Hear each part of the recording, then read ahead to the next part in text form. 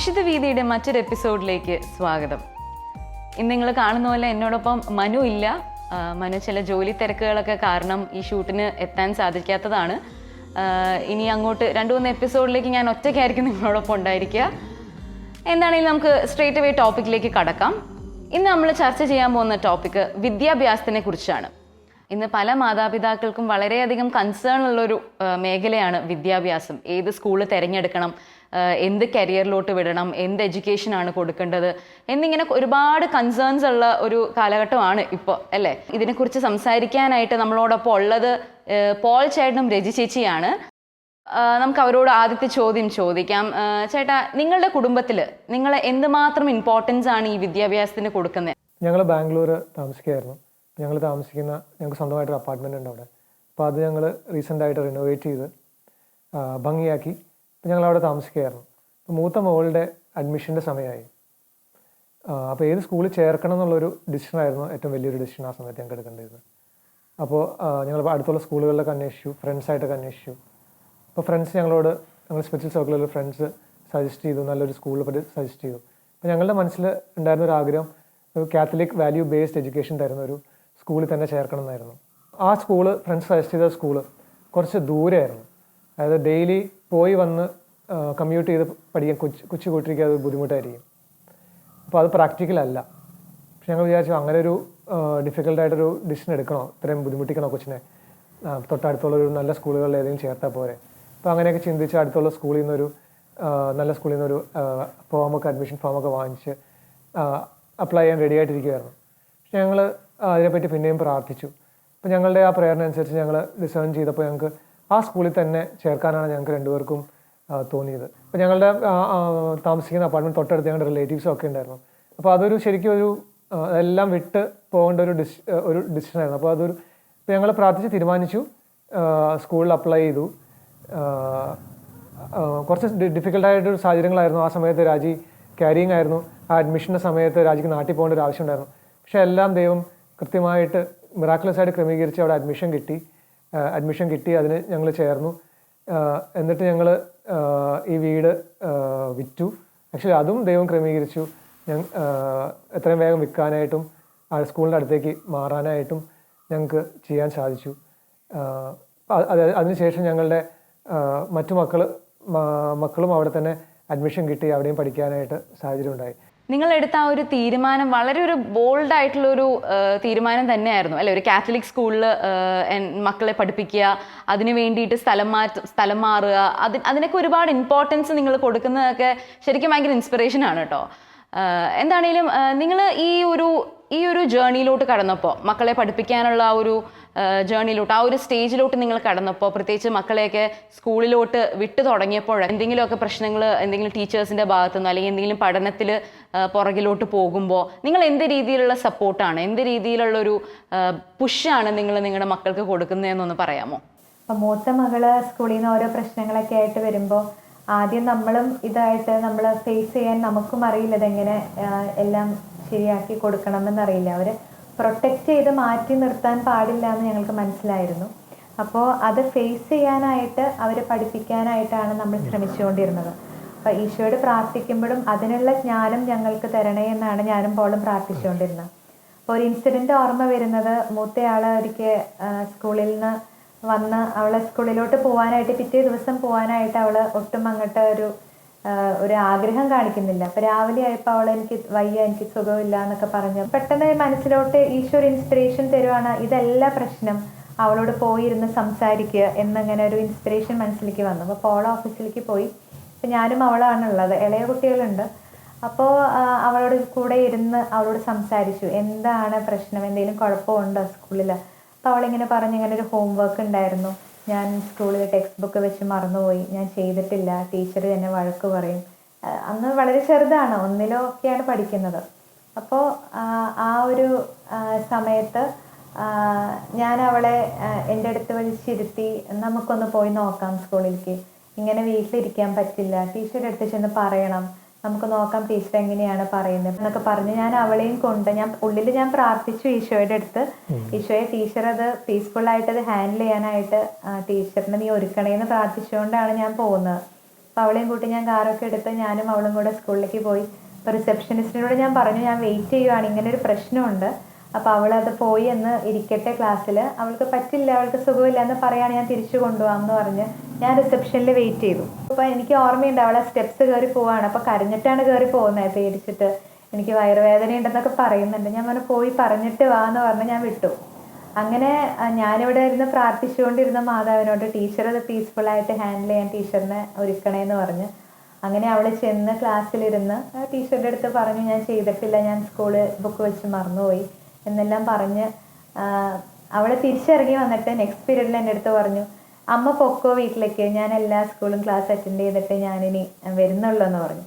അപ്പോൾ ആ സമയത്ത് എനിക്കും ഭയങ്കര ഒരു റീഇൻഫോഴ്സ്മെൻ്റ് ആയിരുന്നു.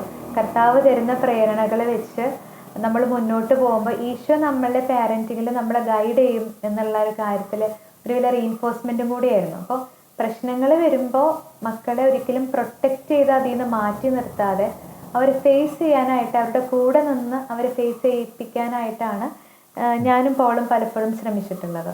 ഓക്കെ, ശരിക്കും പല കുഞ്ഞുങ്ങൾക്കും പല രീതിയിലുള്ള കഴിവുകളുണ്ട് അല്ലേ? ഈ ഓരോ കുഞ്ഞിൻ്റെ ഓരോ കഴിവിനനുസരിച്ച് പ്രോത്സാഹനം കൊടുക്കുക, അല്ലെങ്കിൽ അവരെ മോട്ടിവേറ്റ് ചെയ്യുക, അതൊക്കെ എങ്ങനെയാണ് നിങ്ങൾ നിങ്ങളുടെ മക്കളിൽ പരിശീലിപ്പിച്ചതെന്നൊന്ന് പറയാമോ? ഞങ്ങൾക്ക് ബോധ്യപ്പെട്ട വലിയൊരു കാര്യമാണ്, ഓരോ കുട്ടികളും യുണീക്കാണ്. ഞങ്ങൾക്കുള്ള ഓരോ മക്കളും അവരുടെ ടാലൻസ്, അവരുടെ നീഡ്സ് എല്ലാം യുണീക്കാണ്. അപ്പോൾ അവരോട് ഞങ്ങളത് പറഞ്ഞു കൊടുക്കും, നിങ്ങൾക്ക് എല്ലാവർക്കും വ്യത്യസ്തമായ ടാലൻസ് ആണ് ഉള്ളത്. അപ്പം ഞങ്ങൾ ആ ടാലൻ്റ് അനുസരിച്ച് അവരെ പ്രോത്സാഹിപ്പിക്കാനാണ് ശ്രമിക്കാറ്. അപ്പം അതൊരു ദൈവത്തിൻ്റെ വലിയ ജ്ഞാനമാണ്. നമ്മൾ പ്രാർത്ഥിക്കുന്നു, ഏത് ഫീൽഡിലാണ് അല്ലെങ്കിൽ എന്താണ് അവർക്കുള്ള ടാലൻസ് എന്ന് ഞങ്ങൾക്ക് മനസ്സിലാക്കി തരണേ. അപ്പോൾ അത് ഞങ്ങൾ മനസ്സിലാവുന്നതനുസരിച്ച് അവരെ ആ ഒരു മേഖലയിൽ പഠിപ്പിക്കാനായിട്ട്, ഒരു എക്സാമ്പിൾ പറയുകയാണെങ്കിൽ മ്യൂസിക്കിൽ ടാലൻറ്റ്, പാടാനായിട്ട് അല്ലെങ്കിൽ കീബോർഡ് വായിക്കാനായിട്ട് ടാലൻ്റ് എന്ന് മനസ്സിലാക്കി കഴിഞ്ഞപ്പോൾ ഞങ്ങൾ അവരെ ആ ഒരു ക്ലാസ്സിന് വേണ്ടി പ്രോത്സാഹിപ്പിക്കുകയും അവരെ നിർബന്ധിച്ച് അതിന് വിടുകയും പ്രാക്ടീസ് ചെയ്യാനായിട്ട് അവരോട് പറയുകയും ചെയ്യാറുണ്ട്.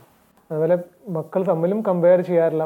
ഒരാളൊരു കാര്യം ചെയ്യുന്നതുകൊണ്ട് മറ്റേയാൾ അങ്ങനെ തന്നെ ചെയ്യണം അല്ലെങ്കിൽ അതേപോലെ തന്നെ മികവിൽ ചെയ്യണം അതും പറയാറില്ല.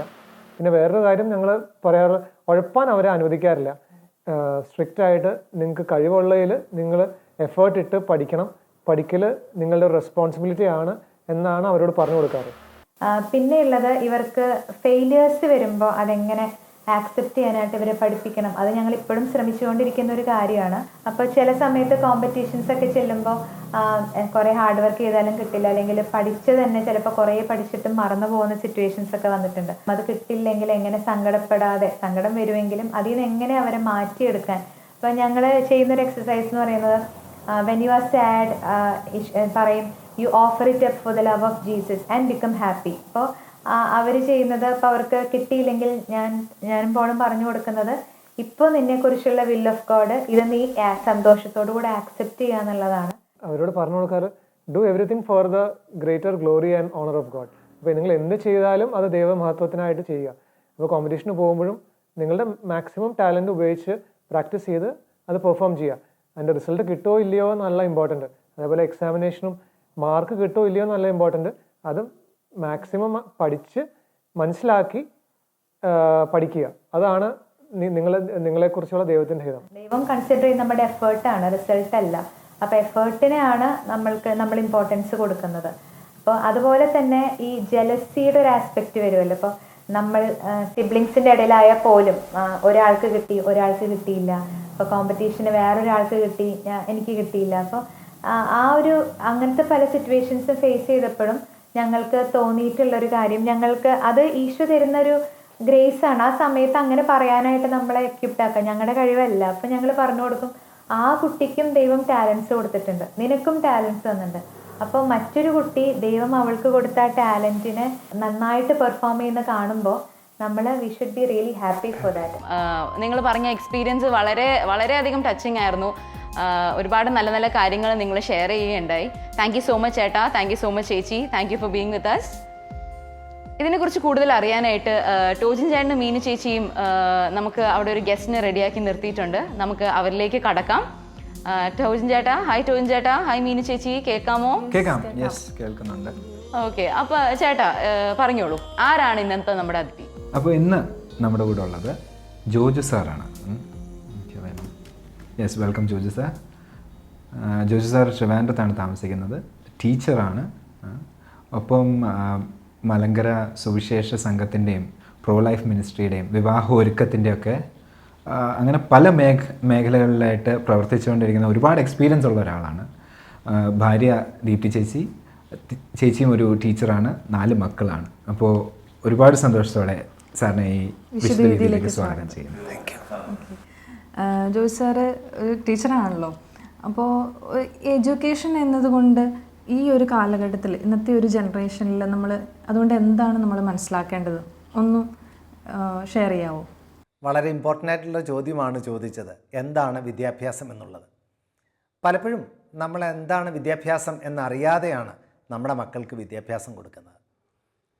പല നിർവചനങ്ങളുണ്ട് വിദ്യാഭ്യാസത്തിന്, എങ്കിലും നമ്മുടെ രാഷ്ട്രപിതാവായ മഹാത്മാഗാന്ധിയുടെ നിർവചനം അത് വളരെ പൂർണ്ണതയുള്ള ഒരു നിർവചനമാണ്. ശരീരത്തിൻ്റെയും മനസ്സിൻ്റെയും ആത്മാവിൻ്റെയും ബെസ്റ്റ് പുറത്തെടുക്കുന്നതാണ് വിദ്യാഭ്യാസം എന്നാണ് മഹാത്മാഗാന്ധി പറഞ്ഞത്. ദൈവം നിക്ഷേപിച്ചിട്ടുള്ള ഒരു സ്പാർക്കുണ്ടല്ലോ ഓരോ വ്യക്തിയുടെയും ഉള്ളിൽ, ദൈവത്തിൻ്റെ ഒരു സ്പർശം, ഒരു അഗ്നിസ്ഫുലിംഗം, അത് പുറത്തെടുക്കുന്ന പ്രക്രിയ തന്നെയാണ് യഥാർത്ഥത്തിൽ വിദ്യാഭ്യാസം. അപ്പോൾ സാറിപ്പോൾ ഒരു ടീച്ചറിൻ്റെ പെർസ്പെക്റ്റീവ് എന്ന് പറഞ്ഞു.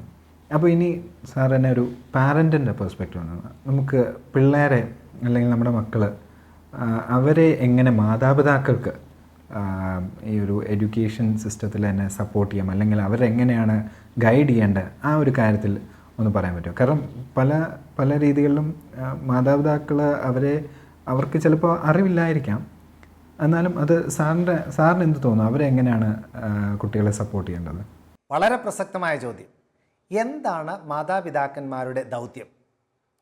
എനിക്ക് തോന്നുന്നത് നമ്മുടെ ലക്ഷ്യം ആദ്യം ഒന്ന് പുനർനിർവചിക്കണമെന്നുള്ളതാണ്. പലപ്പോഴും മാതാപിതാക്കന്മാർക്ക് ആഗ്രഹം കുട്ടിയെ ഫേസ്റ്റ് ആക്കണമെന്നുള്ളതാണ്. യഥാർത്ഥത്തിൽ നമ്മുടെ ലക്ഷ്യം ഫേസ്റ്റ് ആക്കണമെന്നുള്ളതല്ല, ബെസ്റ്റ് ആക്കണമെന്നുള്ളതാണ്. കുട്ടിയെ ഒന്നാമനാക്കുന്നത് അല്ല നമ്മുടെ ലക്ഷ്യം, കുട്ടിയെ നന്നാക്കിയെടുക്കുന്നതാണ്, കുട്ടിയുടെ ഉള്ളിലെ ബെസ്റ്റ് പുറത്തെടുക്കുന്നതാണ്. ഞാൻ മഹാത്മാഗാന്ധിയുടെ നിർവചനത്തിൽ പറഞ്ഞതുപോലെ മാതാപിതാക്കന്മാർ അതിന് ചെയ്യേണ്ടത് എന്താണ്? പറഞ്ഞു കൊടുത്താൽ പോരാ, കുട്ടികളെ പരിശീലിപ്പിക്കണം. പേരൻസ് അക്കമ്പനി ചെയ്യണം എന്ന് പറയും, കുട്ടികളുടെ കൂടെ നടക്കണം. ശരിക്കും നമ്മുടെ ഈ ജീവിതയാത്രയിൽ നാം ഒരു മദർ തെരേസയോ അല്ലെങ്കിൽ ഒരു ജോൺ വിയാനി അച്ഛനെയോ നമ്മുടെ വീട്ടിൽ രൂപീകരിച്ചെടുക്കുകയാണെന്നുണ്ടെങ്കിൽ നമ്മുടെ ജീവിതം എത്ര പൂർണ്ണതയുള്ള ജീവിതമാണ്, എത്ര ശക്തിയുള്ളൊരു ജീവിതമാണ്. അതുകൊണ്ട് മാതാപിതാക്കന്മാർ അവരവരുടെ ആ ദൗത്യം എന്താണെന്ന് തിരിച്ചറിയണം. നമ്മൾ കുഞ്ഞുങ്ങളെ സ്വപ്നം കാണാൻ പ്രേരിപ്പിക്കാറുണ്ട്. മാതാപിതാക്കന്മാർക്കൊരു സ്വപ്നമുണ്ട് കുഞ്ഞുങ്ങളെ പറ്റി. എന്നിട്ട് നാം കുഞ്ഞുങ്ങളോട് പറയും, നിങ്ങളും സ്വപ്നം കാണണം. APJ അബ്ദുൽ കലാം പറഞ്ഞിട്ടുണ്ട്, ചെറിയ സ്വപ്നം കാണരുത്, വലിയ സ്വപ്നം കാണണം. ചെറിയ സ്വപ്നം കാണുന്നത് ഒരു ക്രിമിനൽ കുറ്റമാണെന്ന് ഡോക്ടർ APJ അബ്ദുൽ കലാം. വലിയ സ്വപ്നം കാണട്ടെ നമ്മുടെ കുഞ്ഞുങ്ങൾ, പക്ഷേ യഥാർത്ഥത്തിൽ സ്വപ്നം കാണാനല്ല നാം നമ്മുടെ കുഞ്ഞുങ്ങളെ പ്രേരിപ്പിക്കേണ്ടത്, പ്രചോദിപ്പിക്കേണ്ടത്. ദൈവത്തിൻ്റെ സ്വപ്നം എന്താണെന്നറിയാൻ നമ്മുടെ കുഞ്ഞുങ്ങൾക്ക് ഒരു ആവേശം കൊടുക്കണം, ഒരു പ്രചോദനം കൊടുക്കണം. നിരന്തരം കുഞ്ഞുങ്ങൾ പ്രാർത്ഥിക്കേണ്ട പ്രാർത്ഥന ഇതാണ്: ഈശോയെ, എന്നെപ്പറ്റി അങ്ങയുടെ സ്വപ്നം എന്താണ്? എന്താണ് അങ്ങയുടെ ആ പദ്ധതി? യഥാർത്ഥത്തിൽ ഒരു കൊച്ചു കുഞ്ഞ് ഈശോയുടെ സ്വപ്നം, ദൈവപിതാവിൻ്റെ സ്വപ്നം എന്ന് തിരിച്ചറിയുന്നോ, അന്നാണ് അവൻ്റെ ജീവിതത്തിലെ ഏറ്റവും ആനന്ദപ്രദമായ ദിവസങ്ങൾ ആരംഭിക്കുന്നത്.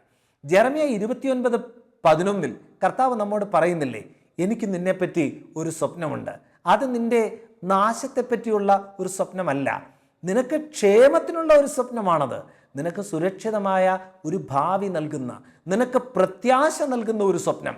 ദൈവത്തിൻ്റെ ആ സ്വപ്നം, ദൈവത്തിൻ്റെ ആ പദ്ധതി തിരിച്ചറിയാനുള്ള പ്രാർത്ഥന, അതാണ് മാതാപിതാക്കന്മാരുടെ ഒന്നാമത്തെ ദൗത്യം.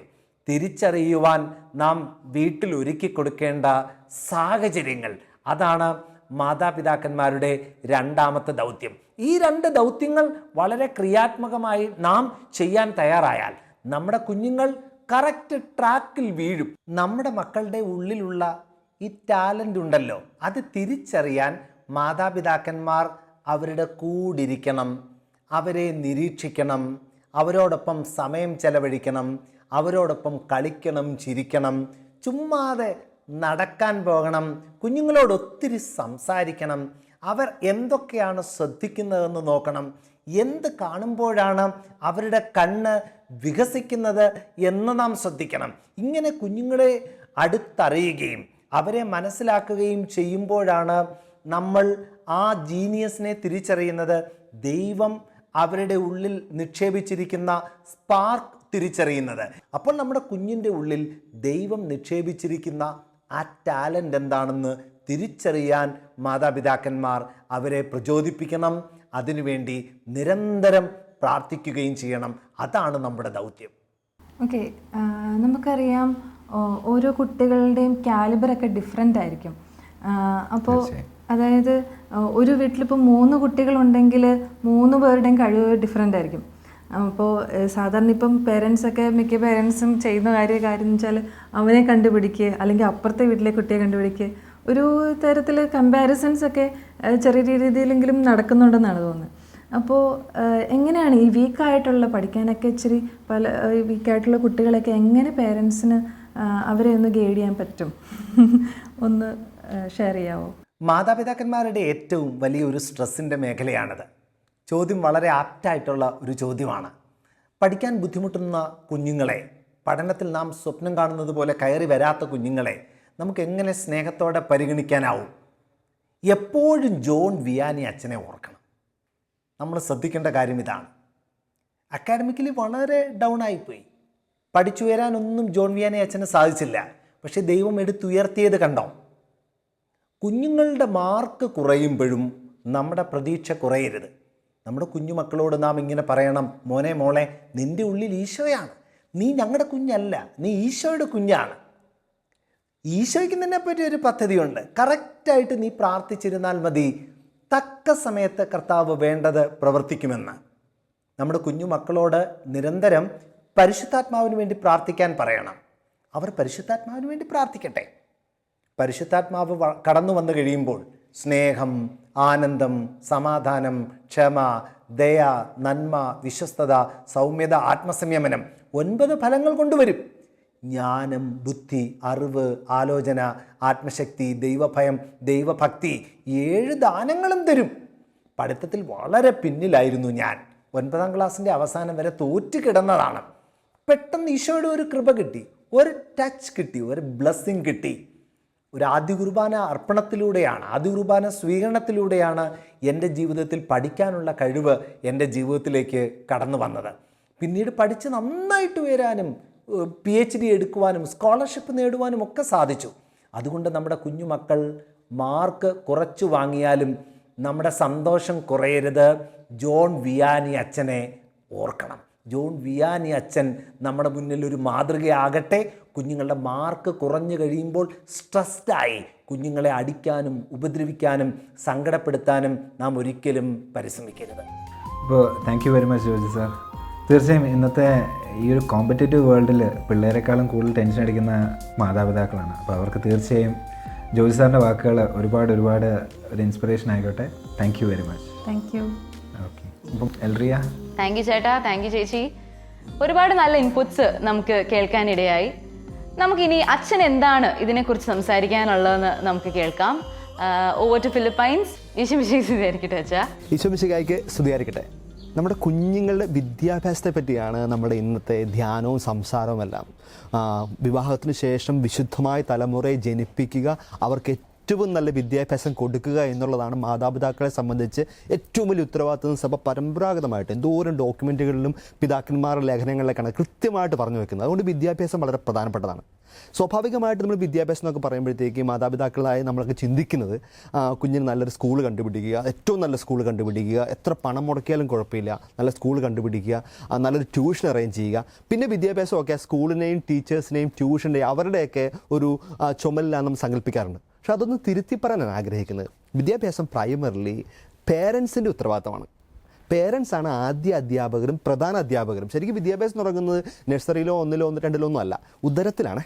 നിങ്ങളുടെ കുഞ്ഞിന് എന്തൊക്കെ നിങ്ങൾ കൊടുക്കുന്നു, ആദ്യത്തെ ആ തലച്ചോറൊക്കെ ഉറച്ചു വരുന്ന സമയത്ത്, ഓർമ്മയൊക്കെ ചെറുതായിട്ടൊക്കെ ഉറച്ചു വരുന്ന സമയത്ത് നിങ്ങൾ എന്തൊക്കെയാണ് വിശുദ്ധമായത് ആദ്യം കൊടുക്കുക കുഞ്ഞുങ്ങൾക്ക്. ഏറ്റവും വിശുദ്ധമായത് ഉദരത്തിലെ തന്നെ കുഞ്ഞുങ്ങൾക്ക് കൊടുത്ത് ഫൗണ്ടേഷൻ ക്ലിയർ ആക്കുക. പിന്നീട് കുഞ്ഞ് ജനിച്ച് കഴിയുമ്പോൾ ഏകദേശം 3-4 വയസ്സ് വരെയൊക്കെ നിങ്ങളുടെ കൂടെ തന്നെയല്ലേ. അതിനുശേഷമല്ലേ നിങ്ങൾ സ്കൂളൊക്കെ കണ്ടുപിടിച്ച് കുഞ്ഞിനെയൊക്കെ ഒരു ഡേ കെയർ സെൻ്ററിലൊക്കെ ആക്കി തുടങ്ങത്തുള്ളൂ. അതുവരെ ഈ 3-4 വയസ്സ് വരെയൊക്കെ കുഞ്ഞ് എവിടുന്നാണ് പഠിക്കുന്നത്? അതിൻ്റെ പുറത്തൊക്കെ ബാക്കി ബിൽഡപ്പുകളൊക്കെ ഉള്ളൂ.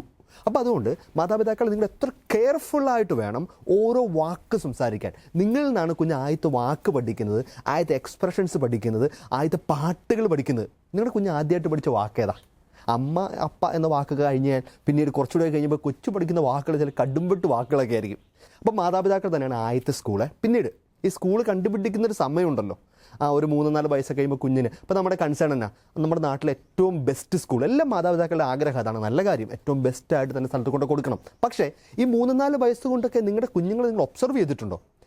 ആ ലേണിംഗ് കപ്പാസിറ്റിയോ, ആ കൊച്ചിൻ്റെ ഒരു കപ്പാസിറ്റി, കേപ്പബിലിറ്റി, അല്ലെങ്കിൽ ഒരു പഠിക്കാനുള്ള ചില കാര്യങ്ങൾ മനസ്സിലാക്കാനുള്ള ഇതൊക്കെ ഏറ്റവും നല്ല സ്കൂളിലെ കൊണ്ട് ചേർത്ത് ചിലപ്പോൾ കൊച്ചു പെട്ടുപോകും. നമ്മുടെ കുഞ്ഞ് എല്ലാ കുഞ്ഞിനെ പോലെ, എല്ലാ കുഞ്ഞുങ്ങളും യുണീക്കല്ലേ. അതുകൊണ്ട് മാതാപിതാക്കൾ നിങ്ങളുടെ ഏറ്റവും വലിയ ഉത്തരവാദിത്തമാണ് ആ ഒരു 3-4 വയസ്സുകൊണ്ടൊക്കെ നിങ്ങളുടെ കുഞ്ഞിൻ്റെ കഴിവുകളും കഴിവുകേടുകളും ബുദ്ധിമുട്ടുകളും സ്ട്രഗിൾസും കപ്പാസിറ്റീസ് എല്ലാം നന്നായിട്ട് മനസ്സിലാക്കി അതനുസരിച്ച് കുഞ്ഞിന് വേണ്ടി പ്രാർത്ഥനയോടെ ഒരു സ്കൂൾ തിരഞ്ഞെടുക്കുക. എല്ലാവരും കൊണ്ടുപോകുന്ന ഹൈഫൈ സ്കൂൾ അല്ല നിങ്ങളുടെ കുഞ്ഞിൻ്റെ സ്കൂള്. നിങ്ങളുടെ കുഞ്ഞിൻ്റെ ബെസ്റ്റ് സ്കൂൾ നിങ്ങൾ കുഞ്ഞിനെ മനസ്സിലാക്കി തിരഞ്ഞെടുക്കണം. പിന്നീട് അവിടെ കൊണ്ട് തീരുന്നില്ല. ഒരു സ്കൂൾ തിരഞ്ഞെടുത്ത് നല്ല ടീച്ചേഴ്സിനെ കണ്ടുപിടിച്ച് ട്യൂഷനൊക്കെ കൊടുത്തുകൊണ്ട് തീരുന്നില്ല. കുഞ്ഞിനോട് നിങ്ങൾ സംസാരിക്കണം. എല്ലാ ദിവസവും വൈകുന്നേരങ്ങളിലൊക്കെ എന്താണ് കുഞ്ഞ് സ്കൂളിൽ പഠിച്ചത്, ആരെയൊക്കെയാണ് കണ്ടുമുട്ടിയത്, കുഞ്ഞിന് സമയം കൊടുക്കണം സംസാരിക്കാൻ. എന്നാലും നിങ്ങൾക്ക് മനസ്സിലാവും നിങ്ങൾ കൊണ്ടു ചേർത്ത സ്കൂള് ആ കുഞ്ഞിന് ഫിറ്റാവുന്നുണ്ടോ. ഒരുപക്ഷെ ആ സ്കൂൾ കുഞ്ഞിനൊരു പ്രഷർ കുക്കർ പോലെ ആയിരിക്കും. പൊട്ടിത്തെറികളും സങ്കടങ്ങളും ഹ്യൂമിലിയേഷനും നാണക്കേടൊക്കെ മാത്രം കൊടുക്കുന്നൊരു സ്കൂളായിരിക്കും. കുഞ്ഞിന് പേടിയായിരിക്കും നിങ്ങൾ ചിലപ്പോൾ പറയാൻ, നിങ്ങൾ പൊട്ടിത്തെറിക്കുന്നതൊക്കെ പേടിച്ചിട്ട്. അപ്പോൾ നിങ്ങൾ നല്ല ആക്റ്റീവായിട്ടുള്ള ലിസണർ അല്ലെങ്കിൽ അതാണ് ഒരു ടീച്ചിങ്ങിൻ്റെ ഏറ്റവും പ്രധാനപ്പെട്ട ഒരു ആക്റ്റീവ് ലിസണർ ആവണം ഒരു ടീച്ചർ. അപ്പോൾ പേരൻറ്റ് നല്ലൊരു ടീച്ചറാണെന്ന് പറഞ്ഞാൽ ഇങ്ങനെ കുഞ്ഞിനെ കേൾക്കണം. കേട്ടിട്ട് നിങ്ങളുടെ കുഞ്ഞിന് പറ്റില്ലെങ്കിൽ നിങ്ങൾ മാറ്റണം ആ സ്കൂളിൽ നിന്ന്. അതൊന്നും ഒരു നാണക്കേട് വിചാരിക്കല്ലേ. നമ്മുടെ അഭിമാനത്തിൻ്റെ കാര്യമല്ല കുഞ്ഞിൻ്റെ സ്കൂളും കുഞ്ഞിൻ്റെ വിദ്യാഭ്യാസം, മറിച്ച് കുഞ്ഞിൻ്റെ ജീവിതത്തിൻ്റെ ഏറ്റവും അടിസ്ഥാനപരമായ കാര്യമാണ് ഈ മാതാപിതാക്കൾ കേട്ട് പറ്റില്ലെങ്കിൽ ആ സ്കൂളിൽ നിന്ന് മാറ്റുക. അടുത്തൊരു പ്രധാനപ്പെട്ട കാര്യം മാതാപിതാക്കളെ, never compare your child with another. അതൊരു വലിയ സിന്നാണ്. Comparison is a big crime and sin. ഞാനത് ഉറപ്പിച്ച് തന്നെ പറയും. എന്തോരം കുഞ്ഞുങ്ങളാണെന്നറിയോ ബാല്യത്തിൽ തന്നെ കുരുടടഞ്ഞു പോയത് ഈ കമ്പാരിസൺ കൊണ്ട്. അയൽപക്കത്തെ കുഞ്ഞുങ്ങളുടെ പേരിലും അല്ലെങ്കിൽ ആ നാട്ടിലെ ഏറ്റവും നല്ല കൊച്ചിൻ്റെ പേരിലൊക്കെ. മലയാളികൾ ഒരിക്കലും മറക്കലൊരു പടമാണല്ലോ സ്ഫടികം. എന്തുകൊണ്ടാണ്? അതിനകത്ത് മോഹൻലാൽ മീശ പിരിച്ചതുകൊണ്ടോ അല്ലെങ്കിൽ മുണ്ട് പറിച്ച് അടിച്ചതുകൊണ്ടൊന്നും അല്ല. ആ കുഞ്ഞിൻ്റെ ഒരു സ്ട്രഗിൾ മുഴുവൻ നമ്മുടെ മനസ്സിൽ ഇന്നൊരു കനലായിട്ട് കിടപ്പുണ്ട്. ഏറ്റവും അവസാനം ആ കുട്ടി, ആ ഒരു ടീനേജർ വന്നിട്ട് അവൻ്റെ കൂട്ടുകാരൻ്റെ കയ്യിൽ കോമ്പസ് കൊണ്ട് കുത്തിയിട്ടിട്ട് പറഞ്ഞിട്ട് പോകുന്ന വാക്കുണ്ടല്ലോ, ചാക്കോമാഷ് എൻ്റെ അപ്പനല്ലടാ നിൻ്റെ അപ്പനാന്ന്. എന്തുകൊണ്ടാണ്? എന്നും കമ്പാരിസനായിരുന്നു പഠിക്കുന്നൊരു കുഞ്ഞുമായിട്ട് വെച്ചിട്ട്. അത് തന്നെ എന്തൊരു ഭീകരമായൊരു തെറ്റാണെന്നറിയാവോ. നിങ്ങളുടെ കുഞ്ഞിനെ നിങ്ങൾ സ്നേഹിക്കുക, ആയിരിക്കുന്ന അവസ്ഥയിൽ, ദൈവം തന്നിരിക്കുന്ന അവസ്ഥയിൽ സ്വീകരിക്കുക, സ്നേഹിക്കുക, അംഗീകരിക്കുക. അവിടെ നിങ്ങൾ ശരിക്കും നിങ്ങളുടെ കുഞ്ഞിന് ഏറ്റവും നല്ല എഡ്യൂക്കേഷൻ കൊടുക്കുകയാണ്. പിന്നെ കുഞ്ഞെല്ലാം റിസപ്റ്റീവ് മൂഡിലാവുന്നത്. അതുകൊണ്ട് never compare your child with another. അതാണ് അടുത്ത പ്രധാനപ്പെട്ട കാര്യം എനിക്ക് പറയാനുള്ളത്. അതോടൊപ്പം തന്നെ മറ്റൊരു പ്രധാനപ്പെട്ട കാര്യമാണ് ഈ പഠനം മാത്രമൊന്നും അല്ല കേട്ടോ. പഠനം എന്ന് പറഞ്ഞാൽ നമ്മൾ ഈ പഠിക്കുന്ന സയൻസോ മാത്സോ അല്ലെങ്കിൽ അത് മലയാളമോ ഇംഗ്ലീഷോ ഒന്നും മാത്രമല്ല പ്രധാനപ്പെട്ട കാര്യം. അതിനൊക്കെ അപ്പുറത്തേക്ക് കുഞ്ഞ് പഠിക്കേണ്ട കുറേ കാര്യങ്ങളില്ലേ. ഇത് എക്സ്ട്രാ കരിക്കുലർ ആക്ടിവിറ്റീസ്. ആ കുഞ്ഞിന് ചിലപ്പോൾ ഈ മാത്സും സയൻസും ഒന്നും പഠിക്കാൻ വലിയ കൃപയൊന്നും കാണത്തില്ല, സ്കില്ല് കാണത്തില്ല. പക്ഷേ മറിച്ച് കുറേ ഏരിയകളിൽ ഈ മാത്സും സയൻസും പഠിച്ചുകൊണ്ടെന്ന് മാത്രമല്ല ജീവിതത്തിൽ രക്ഷപ്പെട്ടേക്കുന്നത്. ഉറപ്പാട്ടത്തൊക്കെ പഠിക്കണം ബേസിക്കുകളൊക്കെ. പക്ഷേ അതൊന്നും അല്ലല്ലോ ഏറ്റവും പ്രധാനപ്പെട്ടത്. ചിലപ്പോൾ കുഞ്ഞിന് എക്സ്ട്രാ കരിക്കുലറായ കുറേ കാര്യങ്ങൾ കുഞ്ഞിന് ഡെവലപ്പ് ചെയ്യാൻ കാണും. അത് നിങ്ങൾ ഉറപ്പായിട്ട് മനസ്സിലാക്കണം. നിങ്ങളുടെ കുഞ്ഞിൻ്റെ വളർച്ച ഏത് ഏരിയയിലാണ് വേണ്ടത്. സ്പെഷ്യൽ സ്കില്ല് ഏരിയയിലാണ്. പക്ഷെ അവിടെ വലിയൊരു ഡേഞ്ചറുണ്ട്. അതും അഭിമാനമായിട്ടും അഹങ്കാരമായിട്ടും കൊണ്ടു നടക്കുന്ന വലിയൊരു പേരൻസിന് സമൂഹം നമ്മുടെ നാട്ടിൽ നടന്നു വരുന്നുണ്ട്. 2 ദുരന്തങ്ങൾ. ഒന്ന്, കുഞ്ഞിന് എക്സ്ട്രാ കരിക്കുലർ ആക്ടിവിറ്റീസ് ഒരു താല്പര്യമില്ലെങ്കിൽ പോലും ചില കാര്യങ്ങൾ പാട്ട് പഠിപ്പിക്കാനും പാട്ടിൻ്റെ ABCD പോലും കിട്ടത്തില്ലായിരിക്കും. ഒരു താളോ ലയവും കാണാത്ത കൊച്ചായിരിക്കും. അല്ലെങ്കിൽ ഡാൻസ് കളിക്കാൻ ഒരു സ്റ്റെപ്പും ഇല്ലാത്ത റിജിഡ് ബോഡിയുള്ള കൊച്ചായിരിക്കും. എന്നാലും കൊണ്ട് എല്ലാവരെയും മക്കൾ പോകുന്നു. അതുകൊണ്ട് ഡാൻസ് പഠിപ്പിക്കുക, നീന്തൽ പഠിപ്പിക്കുക, കുങ്ഫു പഠിപ്പിക്കുക, പാട്ട് പഠിപ്പിക്കുക. എന്തോ പാവം കുഞ്ഞിന് ഒരു സ്കില്ലും ഇല്ലെങ്കിലും കുഞ്ഞ് അവിടെയും പോയി സ്കൂളിലെ പ്രഷർ, പിന്നെ എക്സ്ട്രാ കരിക്കുലർ പ്രഷർ. പക്ഷേ നിങ്ങളുടെ കുഞ്ഞിന് കഴിവുകളുണ്ടോ അങ്ങേയറ്റം പ്രോത്സാഹിപ്പിക്കാനുള്ള ഒരു തുറവി വേണം. അതുപോലെ മറ്റൊരു ഡേഞ്ചറാണ് ഈ ട്യൂഷൻ. ഞാൻ എപ്പോഴും ആലോചിക്കും, എന്തിനാണ് നല്ലൊരു സ്കൂളിൽ പൈസ കൊടുത്ത് നിങ്ങളെ കൊണ്ട് ആക്കിയിട്ട് വീണ്ടും ആ സ്കൂളിലെ സിലബസ് തന്നെ വേറൊരാൾ പഠിപ്പിക്കുമ്പോൾ എത്ര വ്യത്യാസത്തോടെ ആയിരിക്കും ആ ടീച്ചർ പഠിപ്പിക്കുന്നത്. ഈ കുഞ്ഞ് രണ്ടും കൂടി പഠിച്ചെന്തോരം കഷ്ടപ്പെടും. പിന്നെ ഇതെല്ലാം കഴിഞ്ഞിട്ട് കുഞ്ഞിന് എപ്പോഴും സമയം, രാവിലെ 6 മണിക്കൊക്കെ പെലകാലെ പോയിട്ട് വൈകുന്നേരം ഇരുട്ടത്ത് ചുട്ടും കത്തിച്ച് പിടിച്ചൊക്കെയാണ് പലപ്പോഴും നമ്മുടെ കുഞ്ഞുങ്ങളൊക്കെ തിരിച്ചു വരുന്നത്. പിന്നെ അവർക്ക് എവിടെ റെസ്റ്റ് ടൈം? വന്നു കഴിഞ്ഞ് വീണ്ടും ഈ 2 സ്ഥലത്തെയും കൂടി ഹോംവർക്ക് ചെയ്ത് എപ്പോഴോ കടന്നുറങ്ങി രാവിലെ എഴുന്നേറ്റ് പോകുന്ന, ശരിക്കും അവരുടെ വീടൊക്കെ നന്നായിട്ട് മിസ്സാവുന്നില്ലേ? ഈ പഠനകാലമൊക്കെ ഭയങ്കര പീഡനകാലമായി മാറുന്നുണ്ടോ നമ്മുടെ വീട്ടിൽ? വിദ്യാഭ്യാസം ശരിക്ക് ദൈവത്തെ അറിയാൻ, സമൂഹത്തെ അറിയാൻ, സ്വയം അറിയാനൊക്കെയുള്ള വലിയ സമയമാണ്, അനുഗ്രഹിക്കപ്പെടേണ്ട സമയമാണ്, ആനന്ദിക്കപ്പെടേണ്ട സമയമാണ്. പക്ഷേ പലപ്പോഴും കുഞ്ഞുങ്ങൾക്കൊരു പീഡനകാലമായിട്ടൊക്കെ അത് മാറുന്നുണ്ടെങ്കിൽ പേരൻസ് പ്ലീസ് ടേക്ക് നോട്ട്. എന്തൊക്കെയോ അബദ്ധങ്ങൾ നമ്മൾ ഈ വിദ്യാഭ്യാസത്തിൻ്റെ പേരിൽ മക്കൾക്ക് കാട്ടിക്കൊടുക്കുന്നുണ്ട്. ഒരു പ്രധാനപ്പെട്ട മേഖലയും കൂടി എനിക്ക് ഇതുമായിട്ട് ബന്ധപ്പെടുത്തി പറയാനുള്ളത്, എഡ്യൂക്കേഷൻ എന്ന് പറയുന്നത് ട്രെൻഡിനെ ഫോളോ ചെയ്യുന്ന ആവരുത്. ഒന്ന് കൃത്യമായിട്ട് പറഞ്ഞുതരാം. ഒരു സമയത്തൊക്കെ എനിക്ക് തോന്നുന്നു 10-20 വർഷങ്ങൾക്ക് മുമ്പൊക്കെ നമ്മുടെ നാട്ടിൽ ഇംഗ്ലീഷ് മീഡിയം എന്നൊരു സെറ്റപ്പ് വന്നു. അപ്പോൾ എല്ലാ പേരൻസിനും ആഗ്രഹം എൻ്റെ കുഞ്ഞ് ഇംഗ്ലീഷ് മീഡിയത്തിൽ പോകണം. ഏത് കൂലിപ്പണിക്കാരനാണെങ്കിലും സാധാരണ പേരൻസിനാണെങ്കിലും ഏറ്റവും പൈസ ഇല്ലെങ്കിൽ പോലും ആഗ്രഹം എൻ്റെ മക്കൾ ഇംഗ്ലീഷ് മീഡിയത്തിൽ പോകണം. കുറച്ചപ്പോൾ ഇംഗ്ലീഷ് മീഡിയം പോരാ, CBSE വന്നു. അതിനുശേഷം അതിനിച്ചൂടി കുറച്ചുള്ള കഴിഞ്ഞപ്പോഴത്തേക്ക് അത് കഴിഞ്ഞുള്ള സ്റ്റേജ് ഉണ്ടല്ലോ, എഞ്ചിനീയറിങ്, എല്ലാവരും എഞ്ചിനീയറിങ്. അതിനുശേഷം കുറേ പേർ എല്ലാവരും നഴ്സിംഗ്. ഞാനിപ്പോൾ ആലോചിക്കാറുണ്ട്, പലപ്പോഴും ഒട്ടും ഫോക്കസ് അല്ലാതെയും ഒട്ടും ഡിസേൺ ചെയ്യാതെയും വെറും ട്രെൻഡിനൊപ്പം ഓടിപ്പോയിട്ട് എന്തോരം പണം, എന്തോരം സമയം, എന്തോരം സൗകര്യങ്ങൾ, എന്തോരം കുഞ്ഞിൻ്റെ എല്ലാം നഷ്ടപ്പെടുത്തിയിട്ടുണ്ട്. പലപ്പോഴും ആലോചിച്ചിട്ടുണ്ട്, ഈ നഴ്സിംഗ് ഒക്കെ വന്ന സമയത്ത് നഴ്സിംഗ് ഒക്കെ പഠിച്ച് എഞ്ചിനീയറിംഗ് ഒക്കെ പഠിച്ച് രക്ഷപ്പെട്ട കുറേ മക്കളുണ്ട്, കുറേ കുടുംബങ്ങളുണ്ട്. പക്ഷെ അതൊന്നും മാറ്റി നിർത്തിയിട്ട് പറയുന്നതല്ല. എല്ലാവരും പഠിച്ചതൊക്കെ അത് പഠിക്കാൻ വേണ്ടി പഠിച്ചതാണ്. എല്ലാവരും പോയത് കൊണ്ട് പോയതും എല്ലാവരും ട്രെൻഡ് നോക്കി ഓടിപ്പോയ കുറേ പേരില്ലേ നമ്മുടെ ചുറ്റിലും. പ്രത്യേകിച്ച് മെയിൽ നഴ്സിംഗ് ഒക്കെ ഒരു ട്രെൻഡായി വന്ന സമയത്ത് ദൂരം പേരാണ് ഈ ഏരിയ ആതുര ശുശ്രൂഷ മേഖലയിൽ യാതൊരു ടേസ്റ്റും ഇല്ലാത്ത ഒരു ചെറിയ സഹായം പോലും വീട്ടിൽ പോലും ചെയ്യാത്ത ആളൊക്കെ നഴ്സിംഗ് പഠിക്കാൻ പോയിട്ട് പകുതി വഴിക്ക് അതും ഉപേക്ഷിച്ച് അതിനുശേഷം വേറെ പഠിക്കാൻ പോയി അതും ഉപേക്ഷിച്ച് ഒന്നുമില്ലാതെ എത്രയോ ലക്ഷങ്ങൾ നഷ്ടപ്പെടുത്തി കടത്തിലൊക്കെ പെട്ടുപോയ എന്തോരം കുടുംബങ്ങളുണ്ട്. അതുകൊണ്ട് പ്രിയപ്പെട്ടവരെ, ട്രെൻഡ് നോക്കിയല്ല എഡ്യൂക്കേഷൻ തീരുമാനിക്കേണ്ടത്. Your trend സെറ്റർ is Jesus. Jesus is your trend സെറ്റർ. കർത്താവിനോട് ചോദിക്കുക, ഈ കുഞ്ഞിൻ്റെ വിളി ഏതാണെന്നും കുഞ്ഞിൻ്റെ വഴി ഏതാണെന്നും കുഞ്ഞ് പഠിക്കേണ്ടതാണെന്നും ആദ്യം കർത്താവിനോട് ചോദിക്കുക. ട്രെൻഡിനെ അല്ല നമ്മൾ ഫോളോ ചെയ്യേണ്ടത്. പ്രത്യേകിച്ച് നമുക്ക് ഈ സോഷ്യൽ പ്രഷറൊക്കെ ഉള്ളതുകൊണ്ട് പലപ്പോഴും നമ്മൾ ട്രെൻഡ് ഫോളോ ചെയ്ത്, പിന്നെ കുറേ നാളത്തെ ട്രെൻഡായിരുന്നല്ലോ എൻട്രൻസ് കോച്ചിങ്ങിനൊക്കെ പോയിട്ട് മാനസിക രോഗം വന്നവരും ആത്മീയ നഷ്ടപ്പെട്ടവരും അല്ലെങ്കിൽ 1-2 വർഷം നഷ്ടപ്പെട്ട് വീണ്ടും പോയി ഡിഗ്രി കോളേജിലൊക്കെ ചേർന്ന് മാനസികമായിട്ട് നാണം കെട്ടുപോയൊക്കെ എന്തോരം കുഞ്ഞുങ്ങളുണ്ട്. എന്തിനാണ് ഈ ക്രൂരത? എല്ലാവരെയും പോലെ ആകേണ്ടവരാണോ നിങ്ങളുടെ കുഞ്ഞുങ്ങൾ? അല്ലല്ലോ. നമ്മുടെ കുഞ്ഞിനെപ്പറ്റി കർത്താവിന് കൃത്യമായൊരു പദ്ധതിയുണ്ട്. അത്ര കൃത്യമാണ്. നിന്നെപ്പറ്റി എനിക്കൊരു പദ്ധതിയുണ്ട്. അത് നാശത്തിൻ്റെയും പദ്ധതിയല്ല, നിന്റെ ക്ഷേമത്തിൻ്റെയും സുസ്ഥിതിക്കും വേണ്ടിയുള്ള പദ്ധതിയാണ്. അങ്ങനെ പറഞ്ഞ കർത്താവിൻ്റെ വാക്കുകളെ മറച്ചു വെച്ചിട്ടാണ് parents you are deciding something else. അതിൻ്റെ കൂടെ ചേർത്ത് പറയേണ്ട കാര്യമാണ്, നിങ്ങളുടെ കുഞ്ഞുങ്ങൾ അവരുടെ വിദ്യാഭ്യാസം എന്ന് പറയുന്നത് നിങ്ങൾക്ക് കിട്ടാതെ പോയ കാര്യങ്ങളും നിങ്ങൾക്ക് നേടാൻ പറ്റാതെ പോയ കാര്യങ്ങളും നേടിയെടുക്കാനുള്ള, പിടിച്ചു മേടിക്കാനുള്ള ഒരു ഒക്കേഷൻ അല്ല. അങ്ങനെയെങ്കിൽ നിങ്ങളുടെ കുഞ്ഞുങ്ങളെ നിങ്ങൾ ഗിനിപ്പിക്കുകളെ പോലെ എക്സ്പെരിമെൻറ്റ് ചെയ്യുകയാണ്. നിങ്ങൾക്ക് പറ്റിയില്ല, നിങ്ങൾക്ക് കിട്ടിയില്ല, അതുകൊണ്ട് എനിക്കിപ്പോൾ പൈസയുണ്ട്, സാഹചര്യമുണ്ട്, അതിന് എൻ്റെ കുഞ്ഞിന് കിട്ടണം, എൻ്റെ കുഞ്ഞാവണം. നോ, നിങ്ങളുടെ കുഞ്ഞുങ്ങളെ ദൈവം നിങ്ങൾക്ക് വളർത്താൻ ഏൽപ്പിച്ച സമ്മാനങ്ങളാണെന്ന് ചാവറച്ചൻ അടിപരായിട്ട് പറയുന്നുണ്ട്. അതുകൊണ്ട് മാതാപിതാക്കളെ, വിദ്യാഭ്യാസം അത് ആദ്യം മുതൽ അവസാനം വരെ ഏറ്റവും കെയർഫുള്ളായിട്ട് കർത്താവിനോട് ചോദിച്ച് തന്നെ ചെയ്യേണ്ട പ്രധാനപ്പെട്ട കാര്യമാണ്. അവസാനമായിട്ടൊരു വാക്ക്, നിങ്ങളുടെ മക്കളെ മിടുക്കരാക്കാനല്ല, നല്ലവരാക്കാനാവട്ടെ നിങ്ങളുടെ എഡ്യൂക്കേഷൻ. എല്ലാം പഠിച്ച് തലയൊക്കെ വലുതായി കുറേ ഡിഗ്രികളൊക്കെ മേടിച്ച് അവർ മിടുക്കരായതുകൊണ്ട് പ്രത്യേകിച്ചൊന്നും നേടാൻ പോകുന്നില്ല. അവർ ആത്മാവ് നഷ്ടപ്പെട്ടു പോയാൽ എന്ത് ചെയ്യും? അവർ നല്ലവരാകട്ടെ. ഒരിക്കലും ഒരു അമ്മ പങ്കുവെച്ചൊരു വാക്ക് പറഞ്ഞിട്ട് ഞാൻ അവസാനിക്കുകയാണ്. അമ്മ PG ഒക്കെ കഴിഞ്ഞ ഒരാളാണ്, അപ്പൻ എഞ്ചിനീയറാണ്, അവർക്ക് 3-4 മക്കളൊക്കെ ഉണ്ട്. അമ്മ പറയുകയാണ്, അച്ഛാ എൻ്റെ മക്കൾ ആരും എഞ്ചിനീയർമാരും ഡോക്ടർമാരും വലിയ ബാങ്ക് ഉദ്യോഗസ്ഥരായതും ആയില്ലെങ്കിലും കുഴപ്പമില്ല, അവർ ദൈവത്തെ അറിയുന്ന ഒരു തൂപ്പുകാരനായിട്ടും ഒരു ലാസ്റ്റ് ഗ്രേഡ് ഉദ്യോഗസ്ഥനായിട്ടും ജോലി ചെയ്താലും മതി, പക്ഷേ ദൈവത്തെ അറിയുന്ന നല്ല മനുഷ്യനായി തീർന്നാൽ മതി.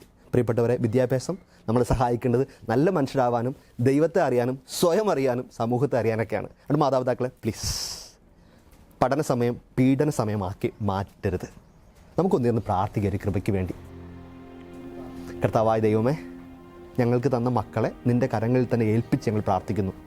നീ ഞങ്ങൾക്ക് വളർത്താൻ ഏൽപ്പിച്ച മക്കൾ തന്നെയാണ് ഇവർ, നിൻ്റെയാണ് ഈ കുഞ്ഞുങ്ങൾ. അതുകൊണ്ട് നീ ആഗ്രഹിക്കാത്ത ഒന്നും ഞങ്ങളുടെ മക്കൾക്ക് ഞങ്ങൾ കൊടുക്കരുതേ. ഞങ്ങളുടെ ചില നഷ്ടബോധങ്ങളും നഷ്ടസ്വപ്നങ്ങളൊക്കെ അടിച്ചേൽപ്പിക്കാനുള്ള സാഹചര്യമാക്കി ഞങ്ങളുടെ മക്കളുടെ വിദ്യാഭ്യാസ കാലത്ത് മാറ്റരുതേ. ഞങ്ങളുടെ അഹങ്കാരവും അഭിമാനവുമാക്കി ഞങ്ങളുടെ കുഞ്ഞുങ്ങളെ ചിന്തിക്കാൻ ഞങ്ങൾ ഇടവരുത്തരുതേ.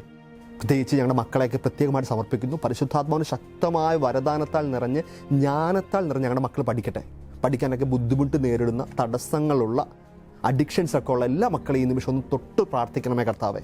സ്വർഗത്തിന് വലിയ കൃപ അയക്കണമേ. പ്രത്യേകിച്ച് പരീക്ഷയ്ക്കായിട്ടൊക്കെ ഒരുങ്ങുന്ന എല്ലാ മക്കളെയും ഈശോയെ നിന്റെ തിരുഹൃദയത്തേക്ക് സമർപ്പിച്ച് പ്രാർത്ഥിക്കുന്നു. വലിയൊരു വിടുതലിൻ്റെ രാത്രിയായി മാറട്ടെ. മാതാപിതാക്കളെ നിങ്ങൾ മക്കളൊന്ന് ചേർത്ത് പിടിച്ച് അനുഗ്രഹിച്ച് പ്രാർത്ഥിച്ച് മക്കളുടെ മേലുള്ള എല്ലാ പൈശാചിക ബന്ധനങ്ങളും തടസ്സങ്ങളും ബുദ്ധിമുട്ടുകളും ഉറക്കവും ക്ഷീണവും അതുപോലുള്ള താല്പര്യമില്ലായ്മയൊക്കെ ഈ നിമിഷം ഒന്ന് മാറട്ടെ. എല്ലാ അശുദ്ധാത്മാവിൻ്റെ ബന്ധനങ്ങളൊന്ന് മാറട്ടെ. എല്ലാ മക്കളും പരിശുദ്ധാത്മാവിൻ്റെ ഉപകരണങ്ങളായിട്ട് വളർന്നു വരട്ടെ. അമ്മ മാതാവേ, അമ്മ ഈശോയെ ചേർത്ത് പിടിച്ച് ബാല്യത്തിൽ പഠിപ്പിച്ചതുപോലെ ഞങ്ങളുടെ മക്കളെല്ലാം ചേർത്ത് പിടിച്ച് വിശുദ്ധിയിൽ വളരാനായിട്ട് പഠിപ്പിക്കണമേ. നമ്മുടെ കർത്താവ് ഈശോ മിശിഹായുടെ കൃപയും പിതാവായ ദൈവത്തിൻ്റെ സ്നേഹവും പരിശുദ്ധാത്മാവിൻ്റെ സഹവാസവും പരിശുദ്ധ അമ്മയുടെയും സ്വർഗം മുഴുവൻ്റെയും മാധ്യസ്ഥവും സംരക്ഷണം ഉണ്ടാവട്ടെ ഇപ്പോഴും എപ്പോഴും എന്നേക്കും. ആമേൻ. ഈശോ മിശിഹായ്ക്ക് സ്തുതിയായിരിക്കട്ടെ. താങ്ക് യു സോ മച്ച് അച്ഛാ. വിശുദ്ധ വീതിയുടെ മറ്റൊരു എപ്പിസോഡിനായി നമുക്ക് കാത്തിരിക്കാം. അതുവരെ ഗുഡ് ബൈ. ഞങ്ങളോടൊപ്പം ഓൺലൈനിൽ ഉണ്ടായിരുന്ന എല്ലാ ഗസ്റ്റിനും വളരെയധികം താങ്ക് യു.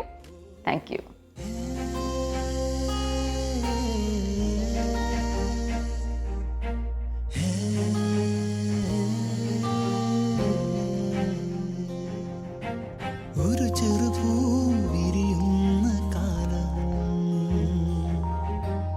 ഒരു തിരിനാൾ